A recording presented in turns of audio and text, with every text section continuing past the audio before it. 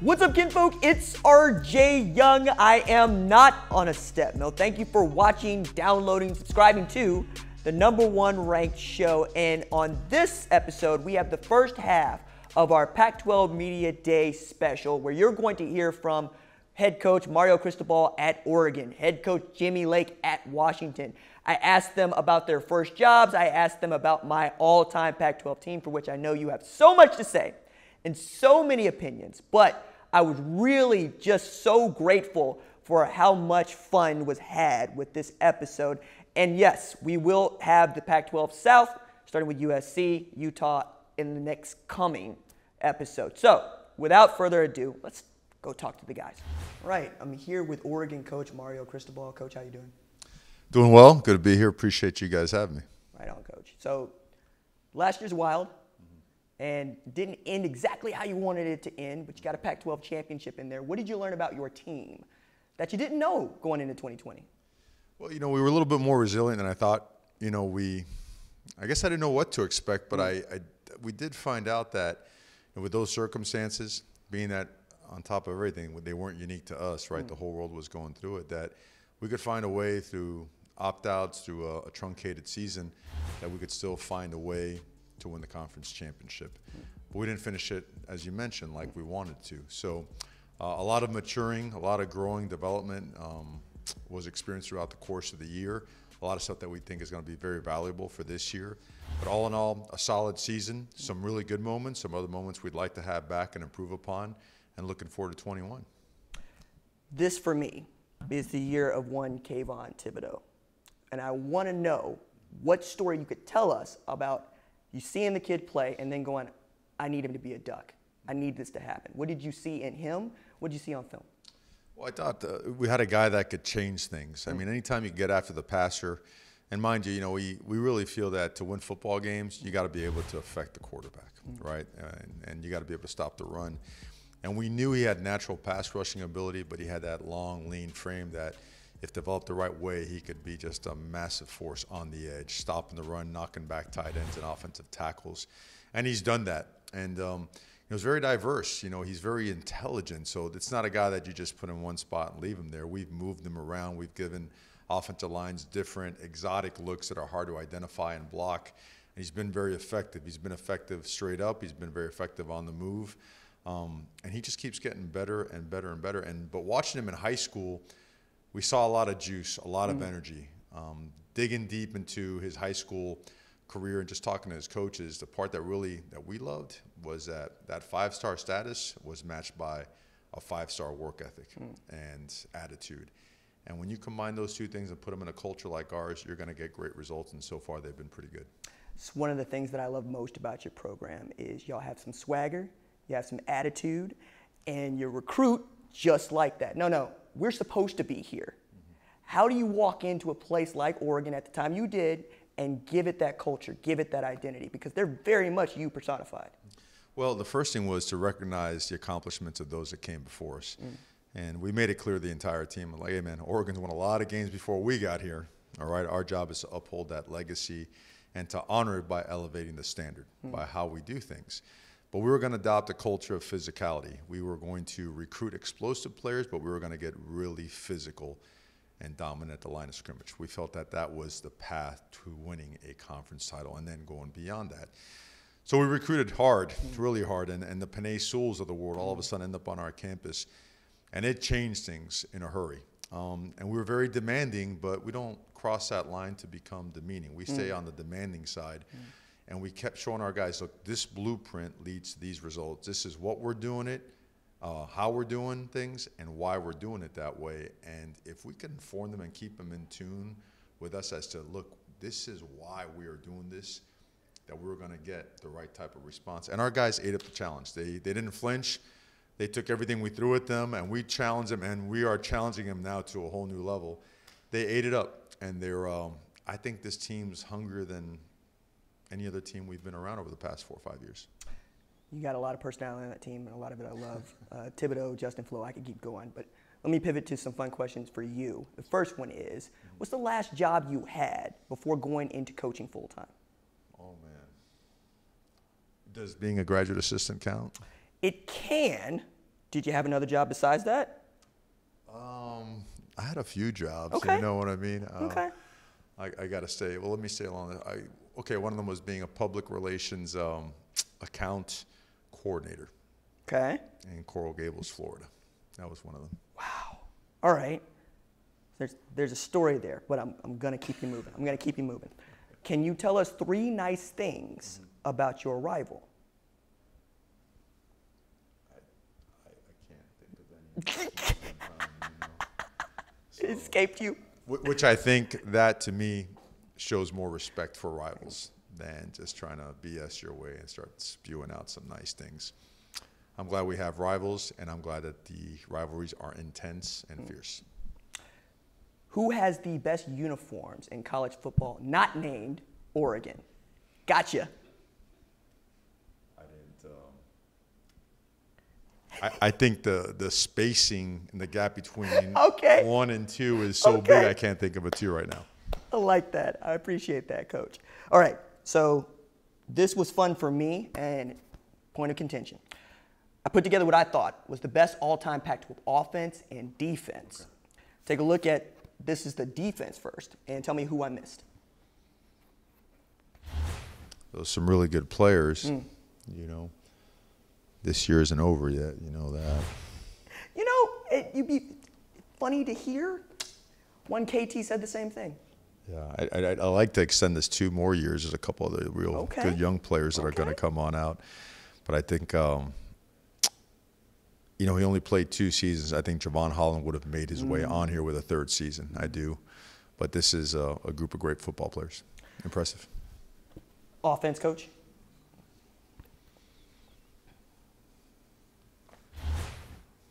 I know another quarterback that's doing pretty well in the NFL right now. Go ahead. Go ahead. Oh, man. But and Matt Leinart was awesome. A lot of really good football players on here. Man, I'm biased to my Shane Lemieux and my Jake Hansons and my Calvin Throckmortons and Panay Sewells. Where's Panay Sewell on here? We don't like Outland Trophy winners on this thing? Is that what it is? Ooh. Do we not like that? I was just wondering. Marcus Mariota was a Heisman winner, wasn't he? He was. He was. Some really good players. So I don't. So who am you I could have a great off discussion. To make room. Oh man. You know, that's a discussion in a wrestling match all together in one. Well, to me, I love looking at this because it just gives you an idea of how powerful the conference has been over the course of several years, and now in the discussion are some new players that are currently playing. So that bodes well for the future of the Pac-12 conference. So this is good stuff. I'll get some stickies with Jimmy over here, and we'll just start putting some sticky faces on some things and make some replacements. See, Coach, now you're talking about me getting you back on the show to talk about this list of sticky notes. Oregon coach Mario Cristobal, thank you so much, sir. Thank you for having me. Appreciate you. Very cool, Coach. Thanks so much. Thanks, man. Appreciate you. I'm here with Oregon players Alex Forsyth and Kayvon Thibodeaux. Guys, how you doing? I'm doing great. How about yourself? Yeah, doing well. I'm good. I appreciate this. I'm good. KT, man, what is all this you got on, dog? It's just some rings, man. This is just, 1, 2, I'm 3. reminiscing. I'm just reminiscing on great times we had and the work we got to put in the future, and what it's gonna take to get another one. Alex, get your man. Get your man right quick. I know. He was putting them on in the hotel room. I forgot to bring mine, but he's got the hardware to show for both of us. So. Oh my goodness. No, what is it like for you to watch this dude on the other side of the ball?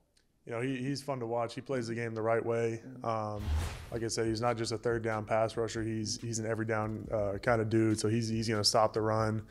He's going to get after the quarterback, as you know. So he's a special player to watch. I think everybody saw sneak peek the past 2 years, but he's really going to come out this year and dominate.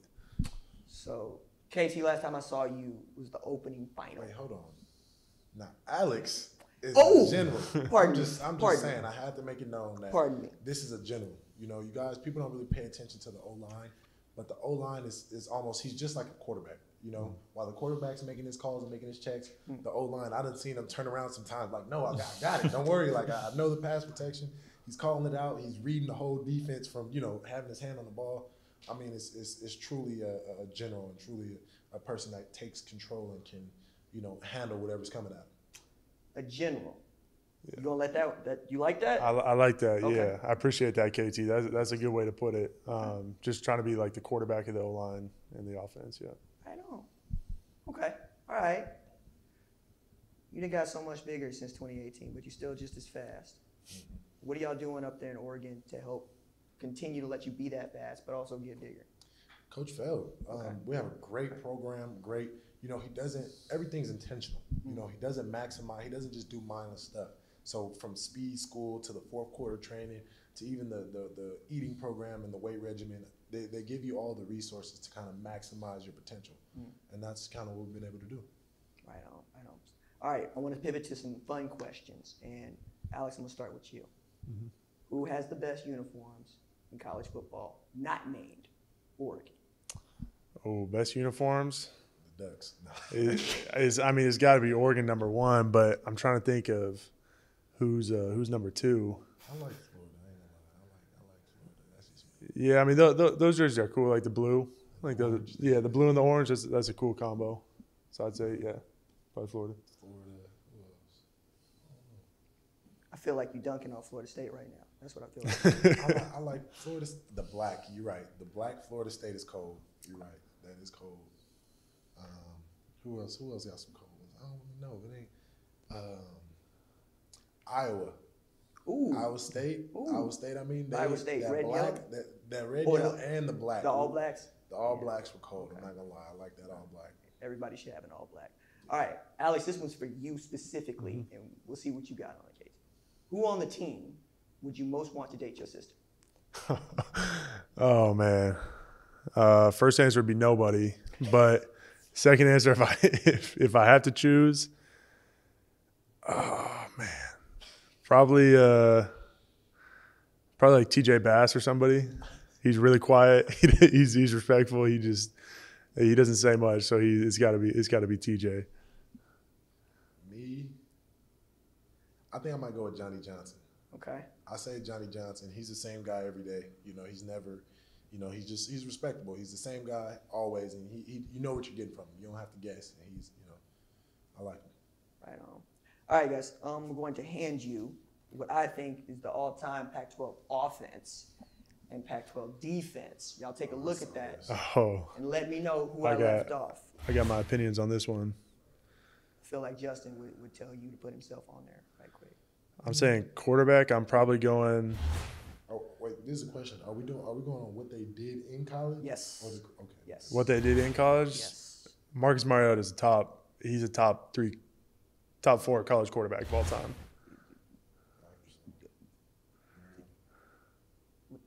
I need y'all to win a national championship. Okay, yeah, no, okay, I understand that. Okay. I understand that, but I'm saying just watching him, yeah. I guess I was a little bit outside the. See, but a Dennis Dixon dude. Oh yeah, no, Dennis Dixon, if he didn't get hurt, yeah, no, he was crazy. Tim Tebow got his Heisman at his house. Yeah. Kayvon, what you got? Y'all gonna be mad, but I don't watch a lot of college football, so I couldn't even really tell you Where's Tyron Smith? Ooh. He's not out here. I agree with Ogden, Alex Mack. Nice pull. Switch right quick. Wait. Is Reggie Bush on here? I said switch. Oh, he's on. I got defense. Okay. I don't see a lot of Oregon guys. I don't like this. DeAnthony Thomas should be on here. You just told me you don't watch a lot of college football. But I watch DeAnthony Thomas. He should be on here. I'm gonna be honest. You from LA. That's why. Black Mamba should be on here.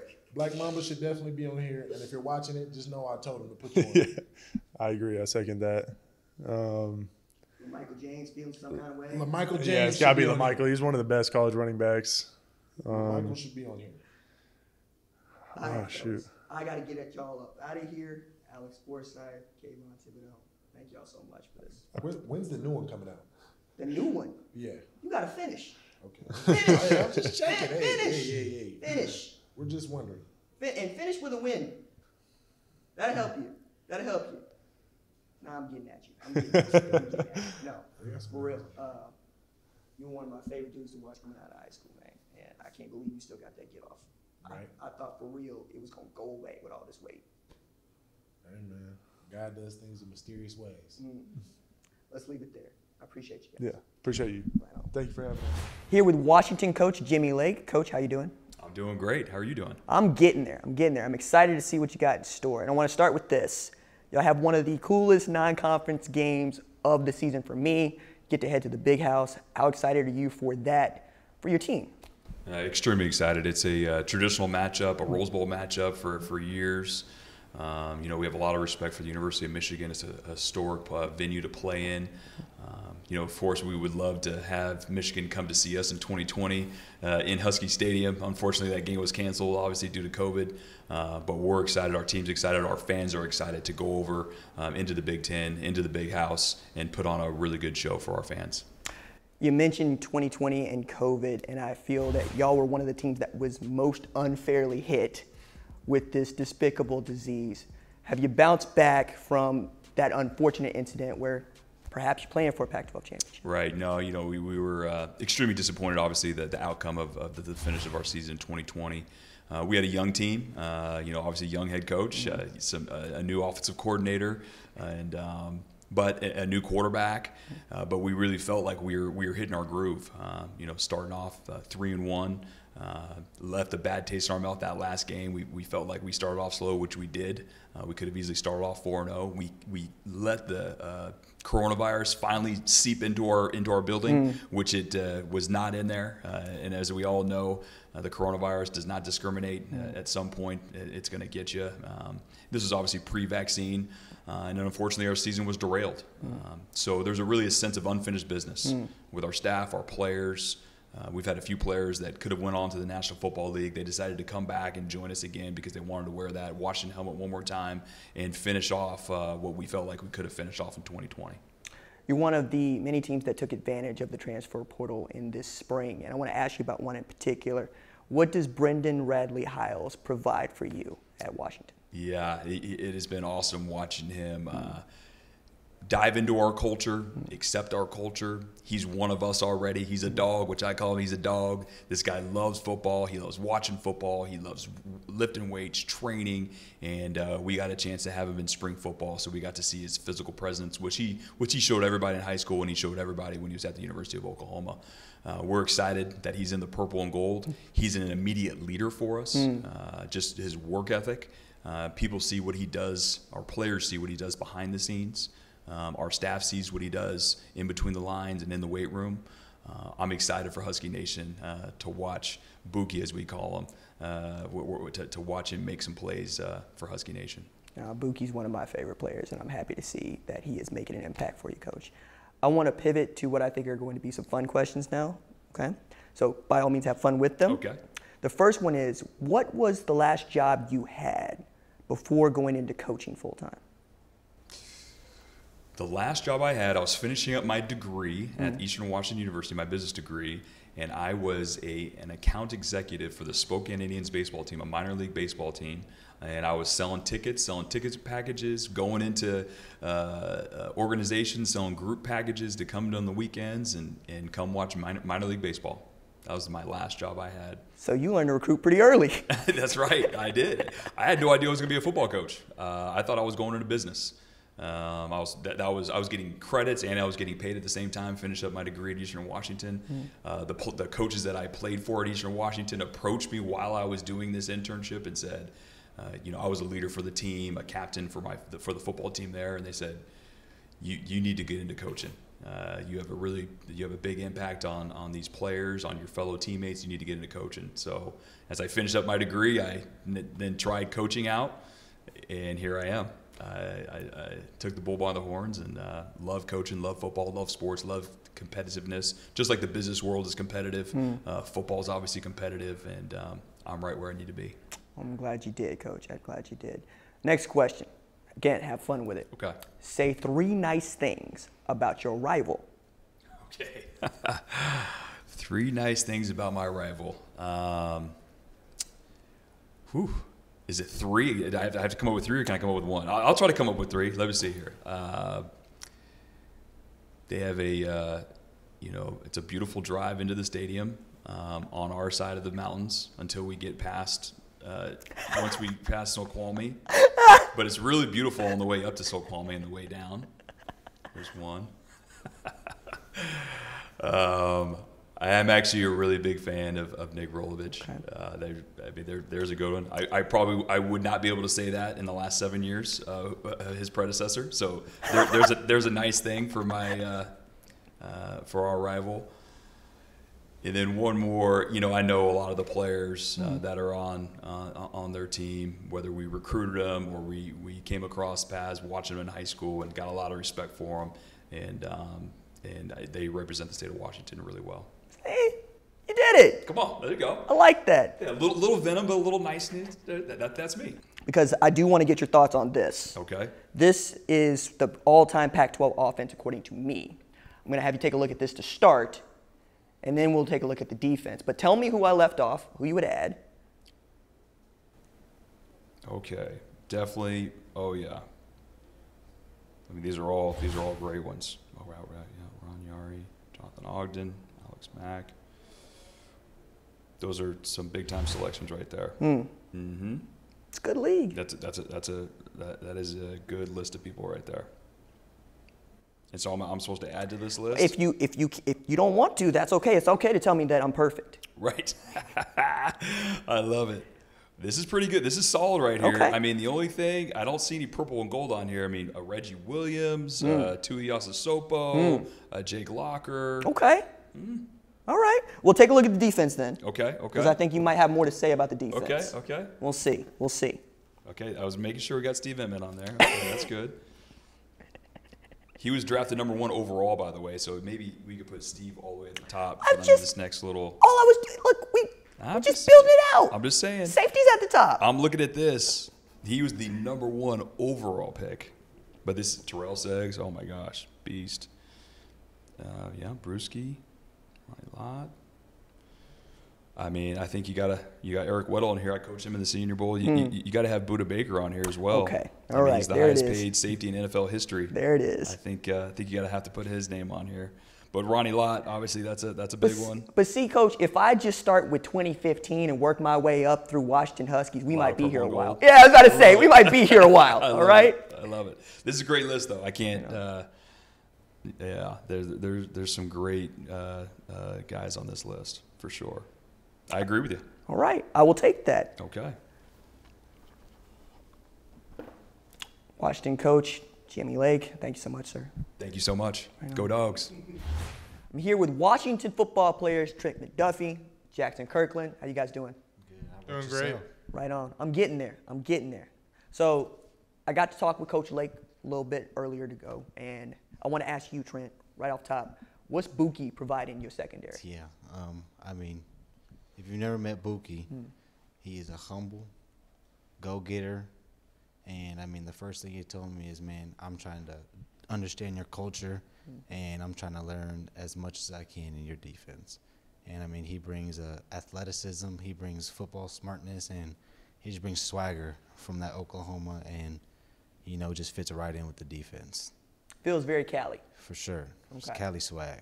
Nah, I really love that dude. He's one of my favorite people. Yeah, real good dude. All right, Jackson, I'm going to ask you that question everybody is going to ask you. How does Sam Heward look to you compared to your man Dylan Morris? Is he following along pretty closely? Yeah, I think Sam Heward made the adjustment well coming to college. I mean, coming from high school to college, and especially at quarterback, that's no joke. I mean, you're going against secondaries like him and guys like Buki. So, yeah, it's an adjustment. And I think he did a great job this spring. And I think Sam Heward has a bright future. But also Dylan Morris, I mean, we see him as the guy at UW. I mean, real smart with the X's and O's of things, true leader. I mean, he's the captain of our offense, and we believe in that guy. For both of you, and Jackson, go first, what does it mean for you to be able to travel to the Big House to play Michigan in what has been termed a traditional Rose Bowl matchup? Yeah, I mean, what a surreal experience. I mean, you're talking about two very historic programs and a place like the Big House. I mean, if you love college football, it doesn't get much better than that. Saturday night at the Big House. So we're excited. We can't wait. I mean, we love the national stage like that in the spotlight. We can't wait to prove to the world what Husky Nation's all about.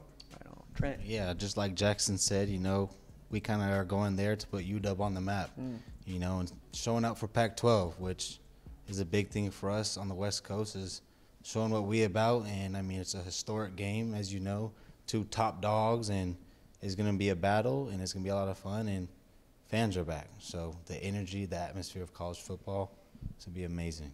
I'm glad you mentioned putting on for the Pac-12 because that has been at issue. I want to hear y'all speak on how you feel about the perception of your conference nationally. And Jackson, let's start with you again. Yeah, I mean, I see it as a motivating thing. It makes me want to elevate my team, my game, and my team's game because I want to put on for the Pac-12 like we're talking about. And I think, yeah, the Pac-12 is underrated on the national spotlight. And I think because we have almost every year, a different champion, a different team rises to the top, and that attributes to how even we are and how tough our games really are. A lot of conferences, you have one team running the table each year, and there's no competition there. I mean, you won't see better competition than in the West Coast and Pac-12 just because how evenly matched and how tough each game is. Yeah, and I mean, I'm a West Coast dude. So putting on for the West Coast is what I'm about, and, man, I want everybody to see the West Coast as the top dogs. I feel like people from California, Oregon, Washington, West Coast dudes are athletes, playmakers that can go make big plays, and I feel like UW going on the map, guys like at Oregon, SC, UCLA, teams like that should really be national contenders each and every year, and that's something we about to go prove. Certainly is not for lack of talent, particularly at a place like Washington. No disrespect to the offense, but the defense. It's all good. I mean, they had a nickname Death Row, which is the most thrown nickname for a defense that I've ever heard. I love that. I really wish y'all would go back to that, but that's just me. All right, I want to flip to what I think are some fun questions, guys. So by all means, have fun with them. Let's get it. So the first one is, Trent, for you, who has the best uniforms in college football, not named Washington? Not named Washington? I'm from California. Okay. So USC. Traditional, man. Okay. You know, everybody knows what the Trojans are. Everybody knows what the colors are. And I like just simple uniforms that every time they strap up, you know exactly what they're going to look like and you know exactly what they're going to be about. So what's up? What you got, Jackson? You know, so I might be out there, but I think Florida Gators. Just something about how that blue and orange. You wouldn't think those colors go together, but I like kind of what they do, how they put them together. They do cool stuff. Man, it's almost like you study color theory because that's exactly how it's supposed to go, right? That's how it's supposed to look. All right, Trent, for you, who was your favorite college football player growing up? Charles Woodson. Oh, for real? Charles Woodson. Okay. Heisman winner. You just said West Coast dude, so like you picked know, dude Michigan. Man, we talking about I'm a DB, someone who's a playmaker, someone who I try to put my game towards. I mean, he's a playmaker doing it all, offense, defense, special teams, and someone who went to the league and showed that he can be both corner and safety. I feel like people don't really do that at an elite level and play that many years at both positions. So Charles Woodson is my dude. Jackson, what you got?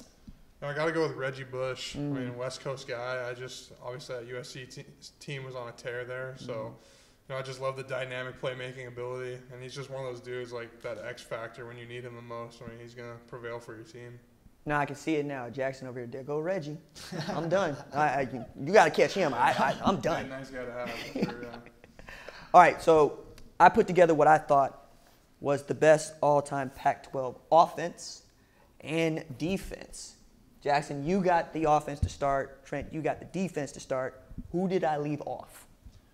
Well, there's no UW guys on here, so you're kind of at fault there. All right, who you putting there? Who you putting there? I mean, let's see. O-line, certainly Lincoln Kennedy. Okay.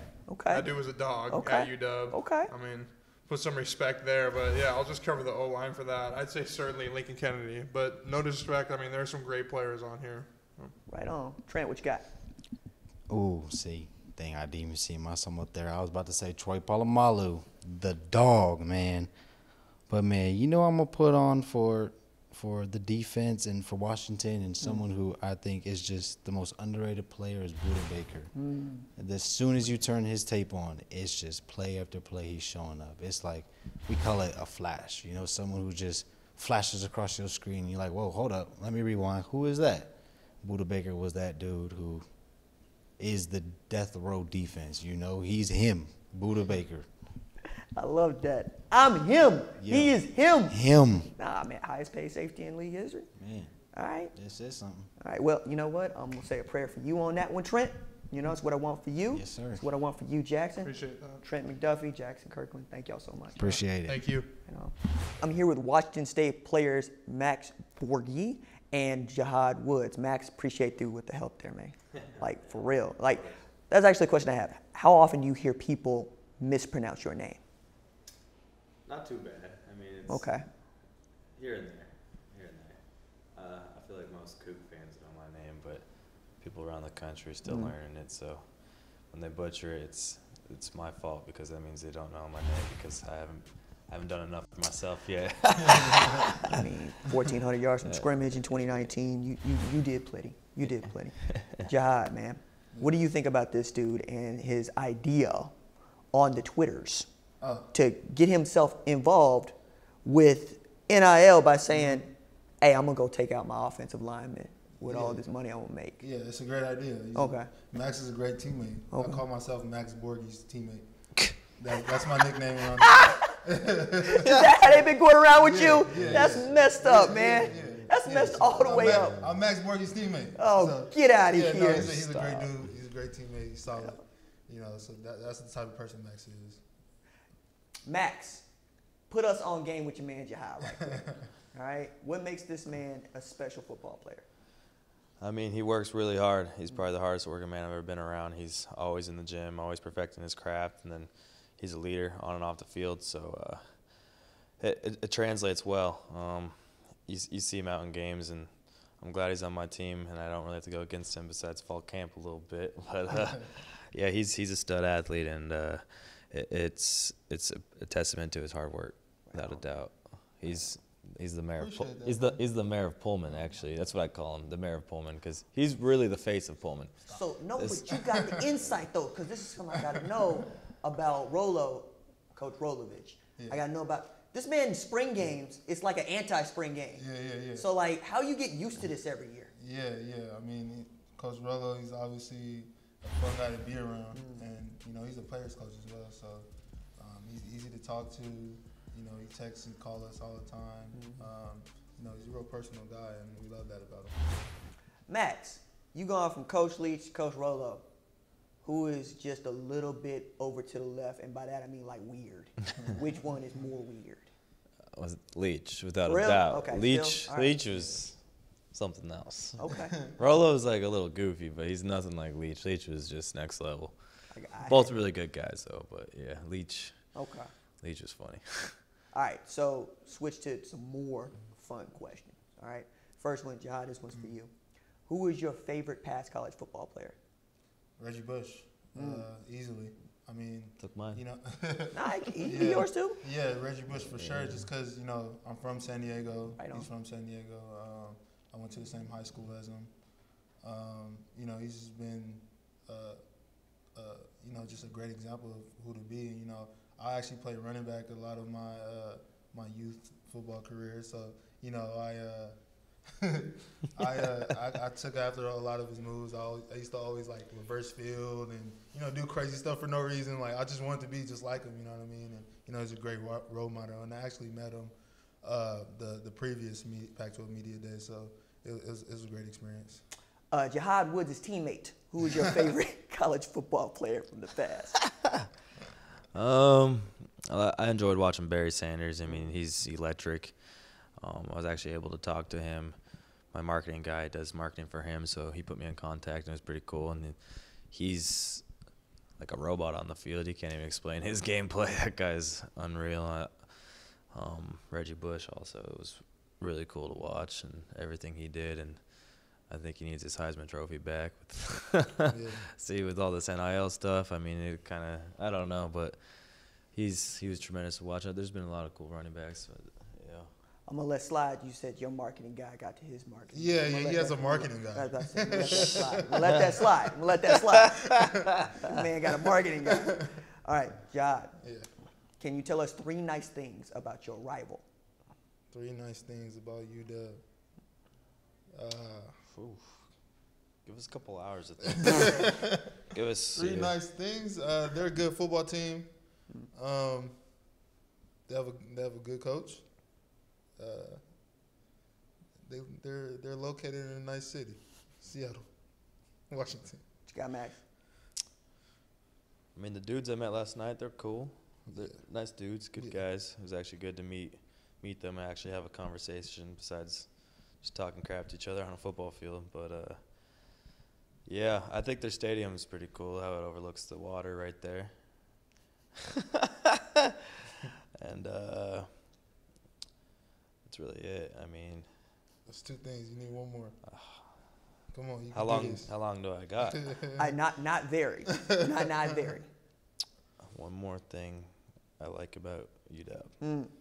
This is really a question right now. Come on. 5 seconds. I can't tell you. Okay. I got 2.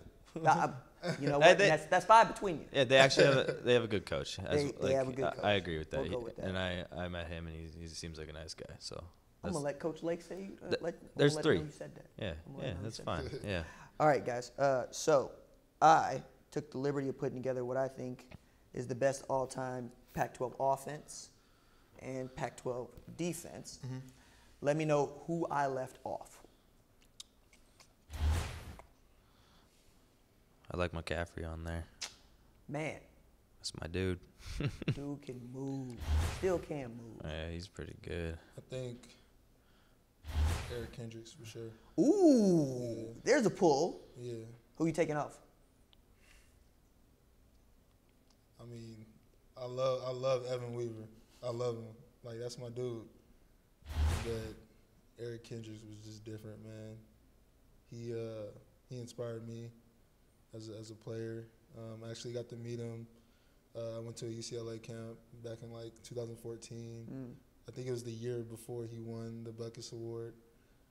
And yeah, man, he's a great player.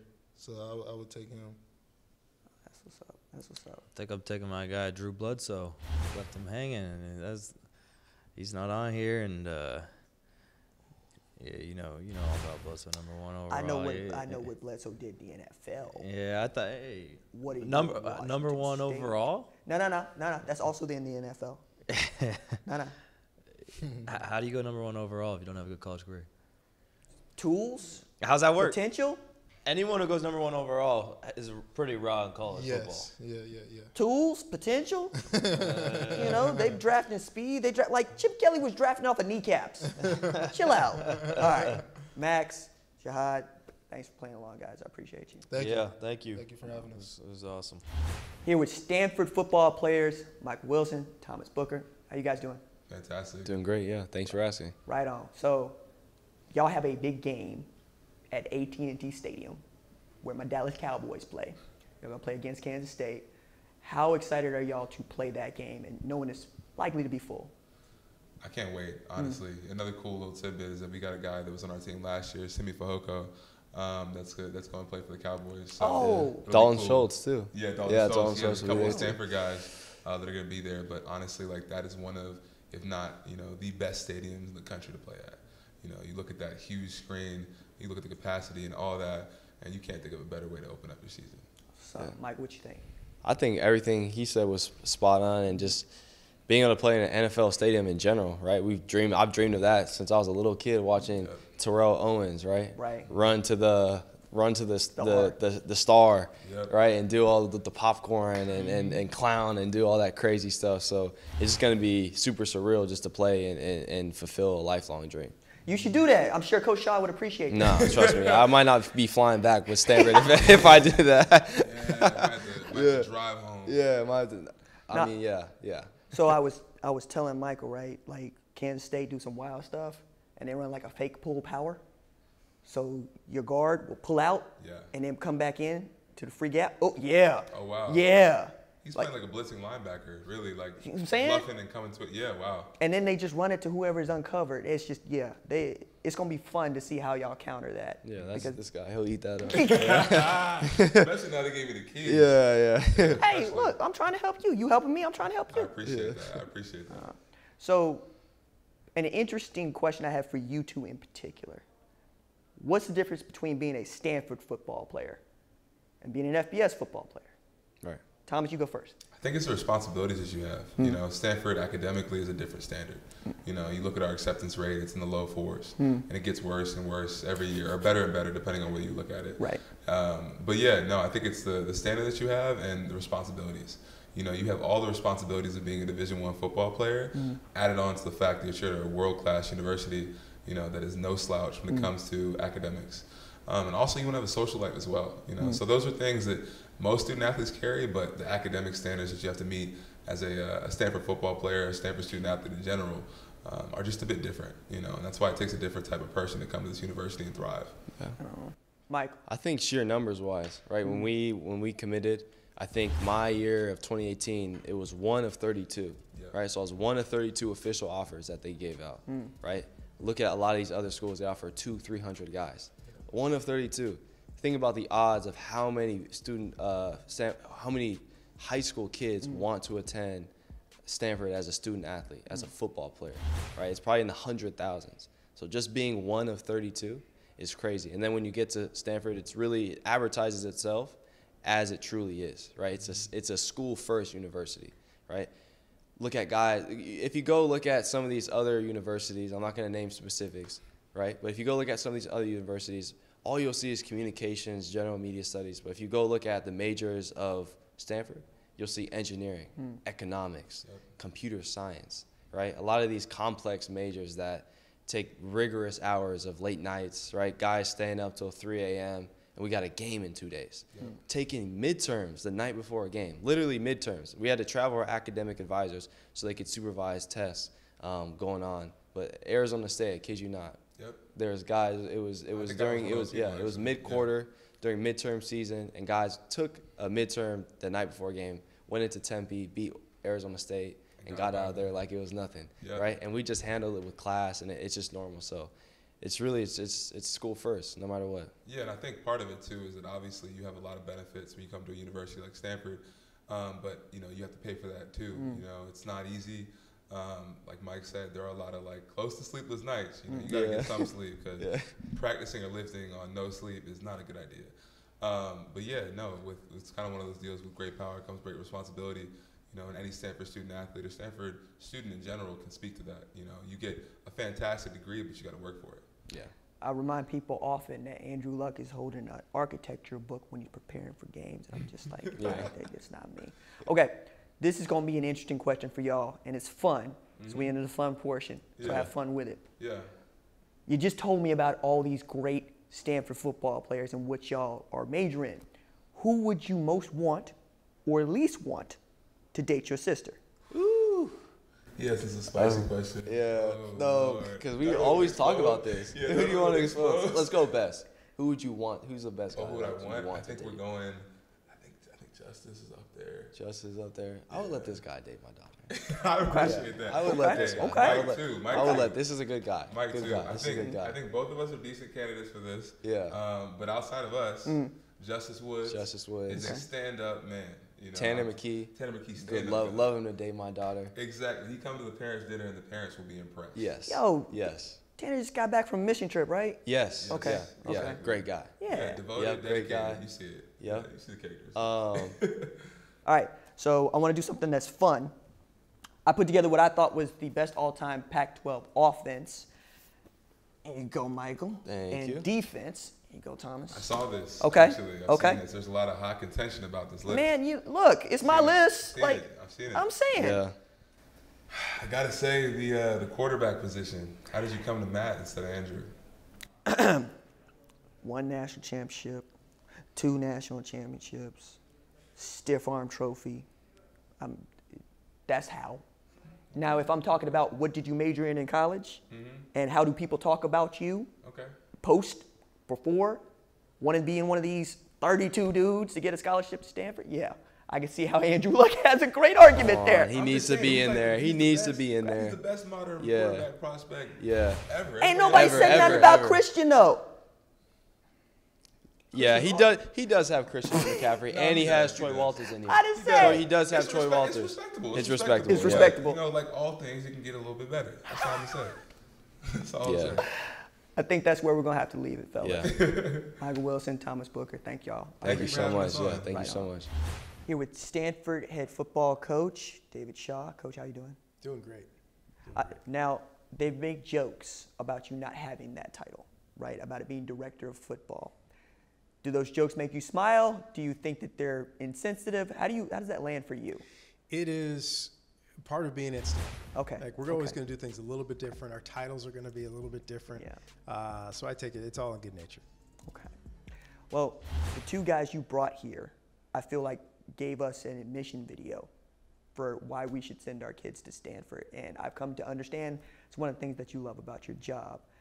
How difficult is it for you to identify some of the 30 to 40 guys that you are going to extend scholarships to as potential Stanford football players? So it's how we approach it, and there's a mentality to it. Because from the outside, I hear from coaches all the time, gosh, that's got to be so hard. Like, how do you find these guys? And I say it's actually pretty easy. They should stand out. They should stand out on their academic side. They should stand out on the athletic side. They should stand out in their personality and their approach to life. So when you walk into a school, if that guy doesn't stand out, then we're looking at the wrong guy. When we walk into the school with our Stanford gear on, everybody at the school should say, we know who you're here to see. Our best football player, he's also our best student, he's a leader in our community. That's what we should get. And so that's why when you meet our guys, that's what we've heard from all over the country, getting guys like Thomas Booker from Maryland and Michael from Southern California. We've got guys from Utah and Florida and Georgia. But everywhere we go, these people stand out, and that's what lets us know that we're on a Stanford man. This is one of the really intriguing parts of our game, is just how Stanford identifies players. But there's a story that I heard you tell about identifying Andrew Luck in particular. And I wonder if you remember the story that I'm talking about. You might have saw him at a restaurant. It was a story told by, which is so special to me, it was a story told by his biggest rival in high school. Okay. So this is the rival head coach. And he said, Coach, it took me a year to tell you this story. I said, what? He said, I have to tell you. So first of all, the story starts with his team always made up limericks against, about the opposing best player. And so they're about to play Andrew. And he tells the guys, okay, I haven't heard the limerick this year. Like, what is it? And they said, Coach, we don't have one for Andrew. Like, that's to command respect from high school kids, other high school kids when you're in high school, that's just rare. But even the high school kids looked up to him, even his biggest rivals. So, of course, they go out, Andrew wins the game, plays out of his mind, plays great. And the coach says, I go out to dinner with my wife. And we were at a restaurant, and I'm kind of down because it was a rivalry game, and this great player, we couldn't stop him.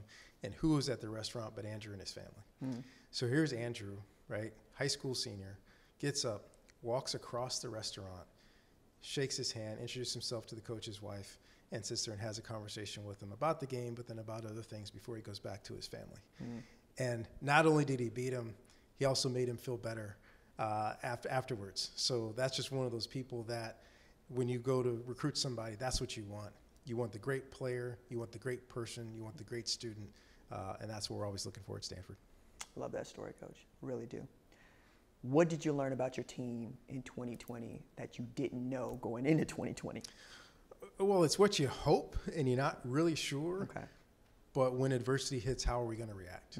You can prepare as much as possible, but it also goes back to that recruiting aspect. If you recruit the right group of people that are willing to subject their personal stuff to and really push for the team stuff and be there for each other, then when adversity hits, then we don't change. We actually can get better. That's what you hope happens, and that's what happened on our campus. We're kicked off our campus, kicked out of our community before training camp ever started, and then got allowed to come back and start playing games, and got kicked out of our county again. And every time adversity hit, our guys got better, our team got tighter, our team got stronger, and it made me extremely proud to be associated with these young men. I'm very interested to see your team stack up against Kansas State, Chris Kleiman's team. I feel that the two programs share a lot in common on a football field. How excited are you about playing that game in AT&T Stadium? It's exciting. You have a little anxiety playing against somebody that you don't typically play against. Right. We played them, I think, 2015, but different coaching staff, different philosophy. I know they play hard. I've had a lot of respect for this coaching staff. They've had a lot of success. They do this thing the right way. They recruit the right guys. They coach them hard. They push them to be great. So I think it's going to be a hard-fought battle. There's going to be a lot of athleticism, a lot of physical play out there, conference rivalry, hopefully renewed, who knows, but I think it's going to be a lot of fun. When I look at coaches and I see a football coach who's fully formed like yourself, one of the questions that I have fun asking is, what's the last job you had before you're a full-time football coach? The last job I had before I was a full-time football coach, well, I was a coach's assistant at Western Washington University in Bellingham, Washington. But that was still in the coaching world. That was my first coaching job. Before that, I worked at a financial company, Pollock Financial, here in the Bay Area, right close to Stanford University. Asset allocation, insurance, it was a lot of fun. I really enjoyed it, and that's kind of what I thought I was going to get into. And then I started this ridiculous coaching thing and haven't looked back. You look pretty good at it, Coach. I'm doing all right. So I put together what I thought was the best all-time Pac-12 offense and defense. That is the offense I'm handing you. Who did I leave off? This is offense. This is offense. Oh, you missed a big one. We just talked about the same thing. We just talked about him. Andrew Luck is the best quarterback in this era of college football coming out of high school. And that's just not me. That's talking to a lot of NFL guys, and I do the NFL Network draft, and everybody's compared to Andrew coming out. Trevor Lawrence was probably the closest one, and before that was Peyton Manning. So for me, that's the first guy that should have gone on this list. I understand why Matt Leinart's on there. Had a great career. I thought he had an unbelievable cast, had a great coaching staff, and a great era for USC football. But I think Andrew's ability really supersedes all of the quarterbacks. This is a good list. This is a good list. Well, let's take a look at the defense. What do you think, Coach? Troy Polamalu, special. He and Ronnie Lott were the two must-haves on here. You got those 100% right. I would add Solomon Thomas to this group. Okay. When you go back and watch his college film, he was the most explosive player in college football on the defensive side that year, which is why he went so high in the draft. So I would definitely add Solomon to this group. But I think the rest of these are good. I see Steve Entman's name and I still shudder a little bit. We played that Washington team, and I don't think we blocked him once in a 60-minute game. But this is a good list. Well, I appreciate that, Coach. I appreciate that very much. Stanford head coach David Shaw. Thank you so much, Coach. Good to see you, man. I'm here with Cal players Chase Garbers and Coin Dang. Guys, how you doing? Great. Thank you for having us. Right on. So I'm going to start with this. You have a couple of really interesting games to start the season, Nevada, Texas Christian. How excited are you to play those tough opponents? I'm very excited. The team's very excited. Nevada's got a really strong opponent, really strong quarterback with Carson Strong, and TCU's got another strong quarterback as well. I'm always excited to go into another team's territory in the Big 12 and possibly get a W. Hey, look at that, man. Coin, about you? Yeah, I'm definitely excited kicking it off with Nevada. Really strong offense coming out of the Mountain West. It'll be a good test for us as a defense, just flying around the football, being active, being who we are. And then going to TCU, it's always fun to, play those out-of-conference games in different environments. So it should be fun. So, Chase, you dropped Big 12 and Carson Strong, and you got some history. Are you normally this well-studied and read on the subjects of your opponents? Yeah, I'm pretty versatile knowing who we're playing against week in and week out. In July? Yeah. Yes. Okay, no, that's the point. Not game week. When the schedule drops, I have a pretty good idea of who we're playing. Right on.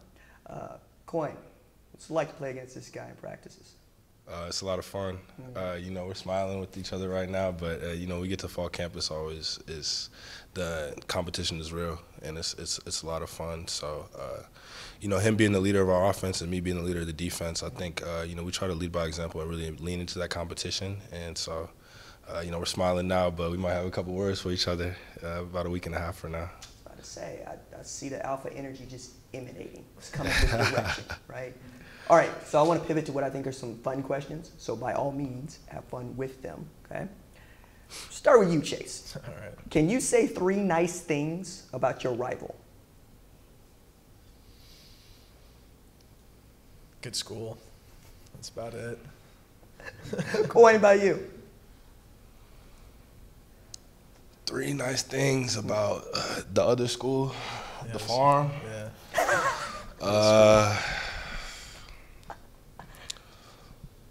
My brother lives down there, so you know, close to the family. Not That's a lot 3 of words, compliments close to going around. family. Yeah. No, but I like that. Like I said, I like that energy. All right, Chase, back to you.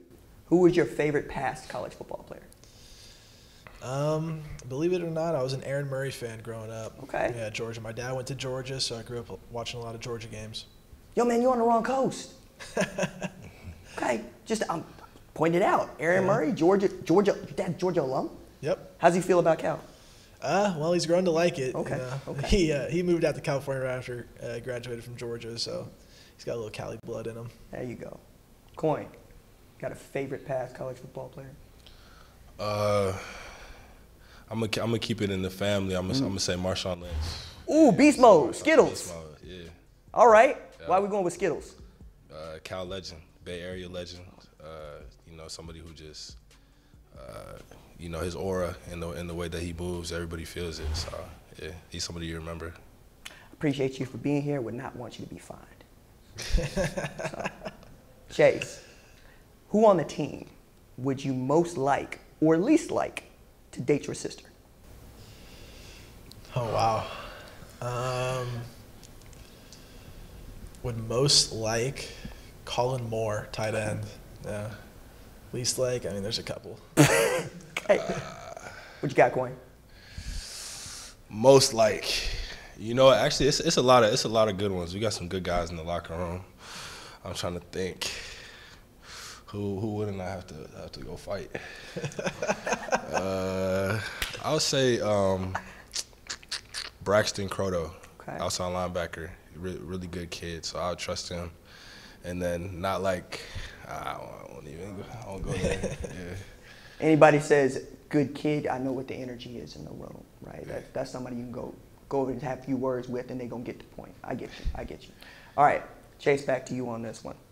If you could add a fictional movie football player, or just a movie football player, to Cal's roster, who would it be? Oh, man. Fictional movie. I'm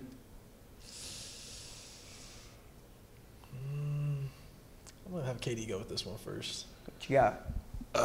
Man, I think I'll go with Boobie Miles. Okay. Yeah, because like his uncle said, he could paint your back porch, and he can pass. So he'd be able to fill out any type of role that we need. But I think we got everything we need though. Yeah, I gotta go with Boobie Miles also. Okay. Y'all want to win, so y'all gonna put Boobie in. Okay. Let's do this. I put together what I thought was the best all-time Pac-12 offense and defense. Chase, I'm gonna hand you the offense. Gwen, I'm gonna hand you the defense, and y'all are gonna tell me who I left off, who you would add.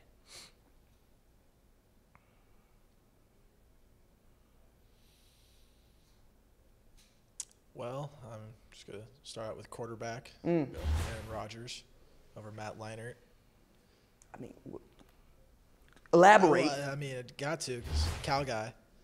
I mean, throw Rodgers up there, then Jared Goff, then Leinart at 3. You know, talented QB room for sure, but you know, Leinert's going to slide to the 3rd spot. He got to play on the scout team. I love that. Yeah, we'll get good work in, you know. Corey, what you got? Man won a Heisman 2 national championships. He got him on the scout team. That's cool. Corey, what you got? Man, I like the Evan Weaver on here. Okay. You can't dispute production. I'll get some more Cal Bears on here though. Throw maybe like a Cameron Jordan in the defensive end. Okay. So I like it for the most part though. All right. Switch it up right quick. And from the perspective of perhaps you might have to play this team. You want the scouting report or what you want? No, I want you to tell me which player did I leave off. Okay, let's see.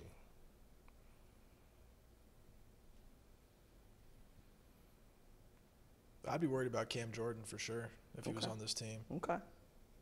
Not Teddy Bruschi, not Steve Edmond. I'd be worried about Palomalu. Okay. All right. But, can handle Weaver. Oh, my God. I'm so glad that's on tape. It's a talented team, though. But, yeah, add Cam Jordan there. It'd be even more dangerous. Coin, what you got? I agree. I like the Alex Mack call right here. Okay. All right. The center would definitely be an issue. You know what I'm saying? I'll throw Aaron Rodgers in at quarterback. That would really be a guy who can move, make every throw on the field.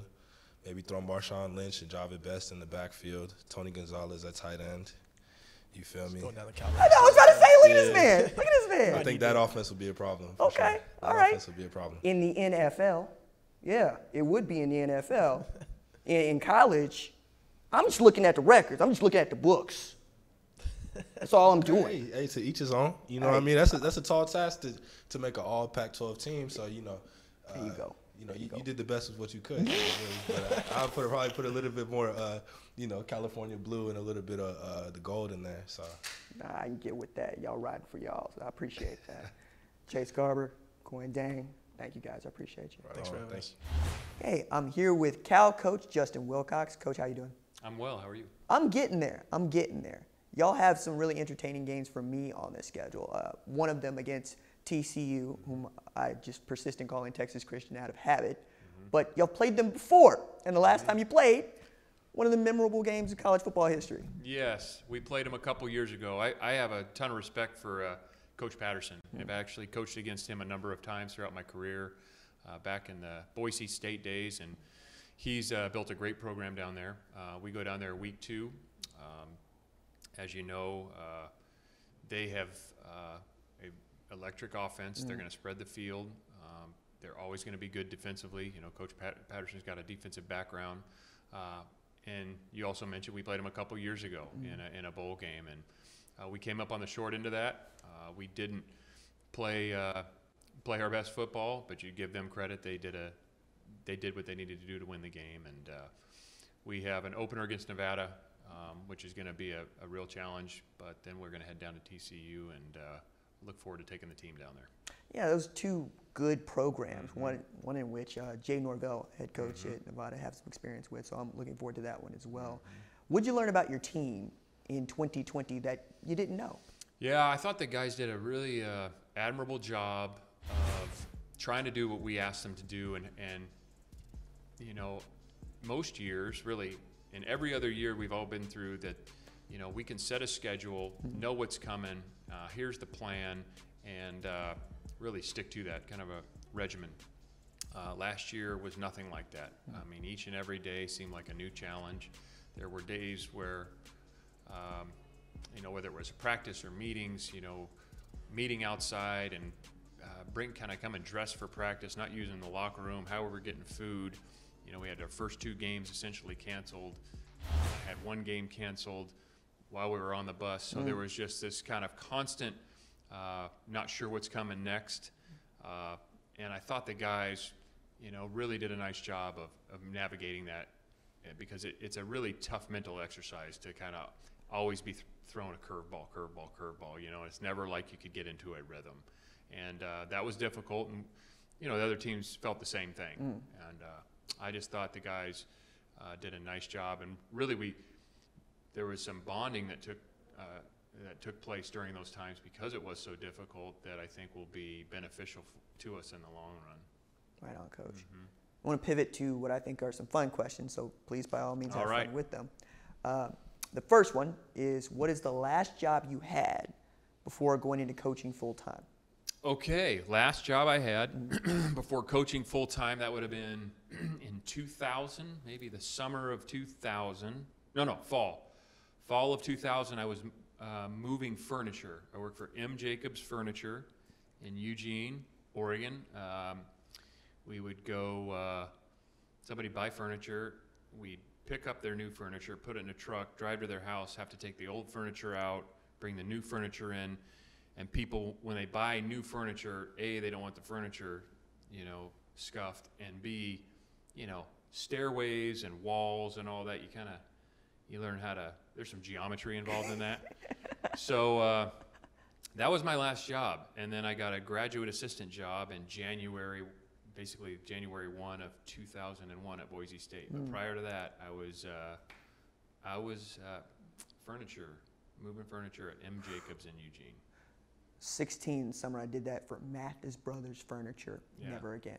Never again. Yeah, moving furniture is not. Because then you get the people that live on the hill and the stairs, and it rains a lot in Oregon. So now it's wet outside, and their new couch is getting wet. But don't scuff the wall, and I can't stand. The stairs are slippery. I mean, it's a character builder. I was about to say, sounds like assignment football. Yeah, it is. It was. I mean, and I did my role, man. I was accountable. Showed up every day. Yeah. So, but that was the last job I had. Yeah. Who on your team would you let date your daughter? Man, that's a tough question because there's so many good guys on our team. I don't know if you met two of them today. You got Chase Garbers and Coin Dang, like great guys. Some of our veteran linemen that have been around a long time, you know, Jenna Williams and Mike Safel and Colin Moore, the tight end, Jake Tonjes. I could kind of go down. Nico Remigio, who's a slot for us, phenomenal human being. Elijah Hicks and Josh Drayden. I mean, there's just a lot of guys. This we is got the good problem people. with asking a coach this question because you got it's 85 guys that you want to have here. I was just saying that, you know, hard for me. It's like picking your favorite player. That's hard to do, man. We just got a lot of guys that do things right. They're not perfect, but they have great intentions. They work their ass off. They care about their teammates, and that's why I like coaching these guys. Right on, Coach. Yeah. So, Coach, I put together what I thought was the best all-time Pac-12 offense and defense. So that's the offense. Okay, here we go. Right? Who'd I leave off? Leinart, McCaffrey. All time. All time. Well, what is all time to you now? I mean, when you say all time, do you go back to like the Pac-8? I mean, because, you know, the conference has some history to it. So this looks more, Ron Yeri. There's an all-timer. Christian McCaffrey, Matt Leinart, Troy Walters. I played against Troy. He was a great player. Alex Mack, great player. I mean, you know, there's a QB for the Packers that's pretty good. You know, I've heard that. There's a running back that played for the Seahawks. He's pretty good. There was another one played for the Detroit Lions coming straight out. Yeah, he's pretty good. This is a hard. What was your criteria? Well, and we'll get to that, but take a look at the defense first. So anyway. Really, really curious. Really curious. Oh, there he is. There he is. Evan Weaver. Hello to Teddy Bruschi. How did you pick these? Okay, so with the offense, everybody that touches the ball at skill position has to be able to go for 6. I don't want first downs. It's an all-time, right? So Matt exists to hand the ball to Reggie, Christian, or distribute the ball to our wide receivers on swing passes because they're that good. Defensively, I got to get guys that can get me TFLs and stop people at the line of scrimmage. So tackling machines and pass rushers. That's what I'm looking for. And back end, if the ball's in the air, that's mine. Okay, now, jeez. That's a really difficult undertaking. Yeah, it is. Because if you asked me to do that and I had to pick, man, because you can reach back. I mean, you can reach back in the conference. You know, the Pac-8, Pac-10, Pac-12. I mean, there's a lot of history in this conference. So maybe you could do a pre-2000 and a post-2000, something like that, or pick a break in there, do a couple teams. I like that. Yeah, I like that. So you give some representation to some of the guys that were before. This is my bait to get you to come back on the show is to discuss those teams with you. No, I don't want. There's too many people. And I don't want to piss anybody off. Well, I'll tell you what. I'll make the team, and then we'll get your comments on it. How's that? Good. That sounds like a better plan. Cal Coach Justin Wilcox, thank you so much, sir. Yeah, thank you. I'm here with Oregon State players Avery Roberts, Jaden Grant. How you guys doing? Good. Doing pretty well. I want to start with this for the old head. One of the things that I recognize is you transferred in from Nebraska 2018. I bring that up to ask, how salty were you about the one-time transfer rule? Yeah, I just missed it. It would have been nice to, not have to sit out a year, but it worked out for me, so I'm not too upset about it. Right on, man. Right on. Jay, have you got a chance to look at Sam Neuer, and if you have, you picked him off yet? No, we ain't really had like we ain't been doing no drills, no competitive drills. But Sam Neuer, that was my boy since I was 13, 14 years old. So we grew up together. So to see him come to Oregon State and get to represent his home state of Oregon, I was really happy for him. Right on. Last year, y'all had one of the coolest and wildest games of the season for me, right? How did you feel after getting that win against Oregon, who eventually wins the Pac-12 championship? How did you feel about perhaps people paying attention to Oregon State in a different way? I mean, it meant a lot to a lot of people to finally get a win. We haven't beat them in a while, so it meant a lot. And them being a ranked team at the time, you know, that's the first time beating a ranked team in forever, so it meant a lot. Jaden, about you, dog? How you feel? For me, it meant everything because I grew up in the state of Oregon, so I used to watch those games all the time, idolize players on both sides. So to be in that game and playing and actually make an impact and then come away with the win on top, it just meant everything to me, and I know it meant everything to Beaver Nation as well. I feel like we need to say your pops is Brian Grant, and I don't know that a lot of people get that or know what that means. What does that mean for you? To me, it means I have a dad. You know, I'm blessed to have a pops, first of all. That's what's up. But, you know, I don't really look at him like that. But at the same time, I do acknowledge that, you know, I was blessed and privileged to have a father who can give me so much wisdom, especially about, you know, aspiring to be a professional athlete or being a collegiate athlete. You know, I had a lot of wisdom that maybe other people didn't have. So I'm always appreciative of that, and I always acknowledge that as well. Right on. Go to some fun questions now, Avery. All right. And kind of to piggyback off of what Jaden was saying about idolizing players on both sides. Who was your favorite college football player growing up? Favorite college football player? I don't know. I didn't really pay too much attention to college growing up, honestly. Okay. You know, I mean, obviously the big names you're a fan of, like the Thibodeaux and all those like all those big guys. You know, you see those coming up, but I don't know. I didn't really have a specific player that I loved, I guess. Okay, well, we can do that. Jaden? Shoot, honestly, to be honest, probably it's close because my favorite player of all time was probably LaMichael James. Okay. But James and Jaquiz Rogers was right there along with Jordan Poyer, and then you know, DeAnthony Thomas was another big one for me as well. Man, you pull out some hitters there. Yeah. Some hitters. All right, who on the team would you most want to date your sister? What I most want to? Yeah, Jaden, go or first. Most not want to? Either or. you got to not want to. Feel like you got to not want to. I definitely got to not want to. Okay. I'm gonna go with want to. Who would you? I don't know. I wouldn't want nobody dating my little sister. Honestly, on my team. Actually, maybe. I would probably want. Well, he has a wife. Yeah, I go. Can we? Yes, you can. Oh, we could. Okay, yeah. Isaac Hodgins. Okay. Yeah, I probably go. Isaac Hodgins. Riley Sharp. Now, not want to. Alton Julian. The entire team. Yeah. I'm just gonna give a special shout out to Alton Julian and Alex Austin. All right, fast. Avery, start with you. Can you say 3 nice things about your rival? Like Oregon, nice uniforms, great stadium, and they have some good players. What you got, Jaden? Nike, and Nike. All right, right fast. I put together what I thought was the best all-time offense and defense, Pac-12 history. Who'd I miss? Real quick. Offense.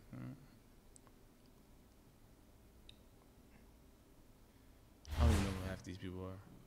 The offense alignment. Okay. Jaden, what you got? I'm trying to think. Where's your corners? He got him over there. Oh, okay. Where's offense? It's offense. No, that's offense. That's offense? That's defense. The corners. Hold up. Let's see. What we got? Because we got Troy here. We got Ronnie there. We got Antoine Case in there. You put Evan Weaver on there? We got Eric Widow. So I got 3 safeties. 3 safeties as your DBs? Mm-hmm. Honestly, I'll put Jordan Poyer on there. Okay. Jordan Poyer was a hell of a player at Oregon State. Hell of a player. Actually, people always like the players who worked with him or were teammates with him who are on our staff now. They always say that I remind them of Jordan Poyer, and that's always the greatest compliment to me. Right on. I looked up to him as a DB. Well, Jaden Grant, Avery Roberts, thanks so much. And I'm not even going to get mad. Y'all didn't mention y'all see Brandon Cooks on the offense, but that's all right. Said Brandon Cooks. I'm not mad at this. I'm not mad at this. I ain't mad. I don't know who the offensive linemen are. Who do you have at running back? Oh, Reggie. Right, yeah, I'm not mad at this. You can't. Okay, McCaffrey. Okay. Yeah, I'm not mad. Trey Wilson. Yeah, I'm not mad at this. Quarterback is Matt Leonard. I'll probably put Mario there. You would. You that type. Yeah. You that type. But yeah, I'm not mad at Matt Leonard though. Okay. He used to go crazy though. Like his numbers, it was crazy. Where the national championship ring at? He was great in the offense that worked for him at the time, where no one else was running the offense. Yeah, that's before everybody else. That's before everybody else had the offense. All right, fellas. I appreciate you. Y'all gonna be late for y'all next thing. Here with Oregon State head coach Jonathan Smith. Coach, how you doing? I'm doing great. You know, it's a great day to just kind of talk football, the conference, and it's really the first day that makes it feel like, you know what, this season's coming, and we're getting ready for it. We missed this last year to some degree. We missed this last year.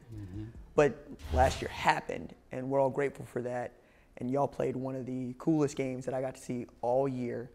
What did that win against a ranked Oregon do for you and your program? Yeah, it's always huge to beat your rival, number one, and a really good team on national television, and a bunch of people saw it, helped in the recruiting end, and it's a boost, another step of momentum for the program and where we want to get to, and so it's a special night. Definitely wish we would have had Beaver Nation there with us, watching it, but it was a celebration in the locker room I won't forget.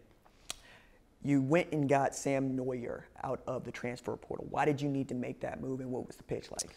Yeah, we did have one of our younger quarterbacks had taken injury during spring that it's not going to allow him to be ready during fall camp, and so we started having conversations about, maybe it'd be a good idea to have another quarterback in the room. And once Sam became available, I mean, let's face it, the guy has played quarterback in this league and won games. He's from our state, and a few of our guys on our team know him really well from high school, and he was a perfect fit. No, that makes all the sense in the world, but that's also just kind of one of the luxuries of this portal that I don't know that we get to talk about because it's such a contentious issue. So I would love to hear your thoughts on what you think the transfer portal has done well and done poorly. Yeah, sure. I think there's a lot of good things about it for guys to get a second chance. I mean, let's face it, this landscape of college football is changing all the time. Coaches staffs and making a big decision and experience in a college for a while, if it's not the right fit for a individual player, I think they should have the opportunity to change course and reset without penalty. Now, at the same time, I'm still into players that come to a place and work hard and maybe not see the immediate results they want, whether playing time and success, of continuing to work through that. And so there's a fine line there that can be seen as a negative. Coach, I want to switch to what I think are some fun questions now. So by all means, have fun with them. Yeah. What is the last job you had before going into coaching? I picked the range at the golf course during that in college. I picked it in the summers and actually loved the job because then you'd pick the range. Well, it takes a while for balls to get out there again, so I'd go play some golf and come back, and I was on the clock the whole time. Yeah. No, that does sound like a good job. It was a good job, man. It was really good.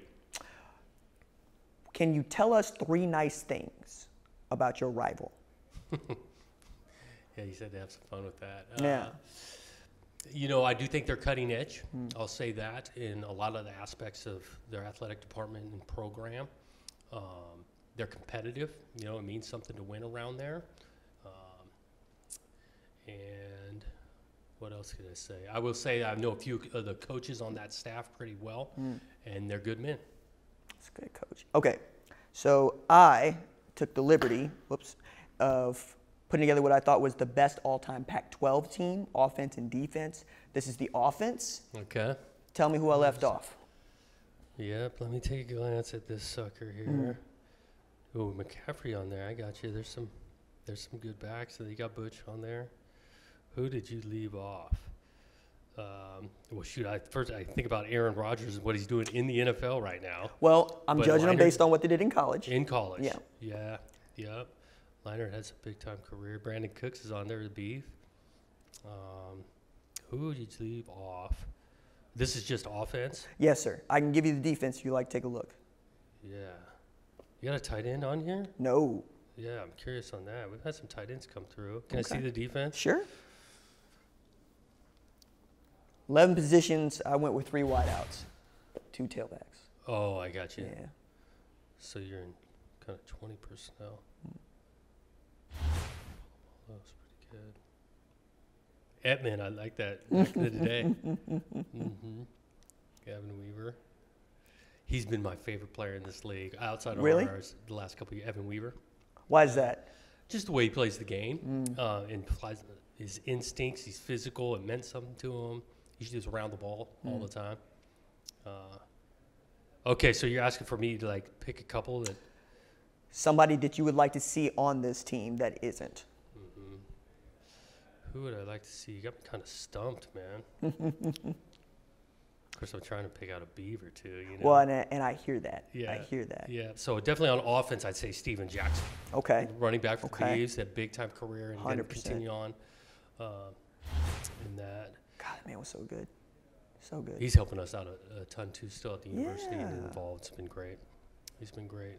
Trying to go back to when I was playing. You got Troy Polamalu. I played against him when I was all the way back when I was playing. Who's the legit?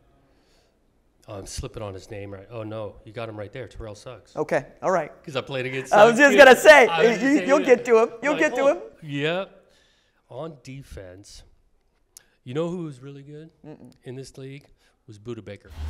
Ooh, not too long ago, because I was at Washington at the same time. And the career he had, the impact he had on and off the field in that program, and obviously he's big time now in the NFL, I'd say Buda Baker.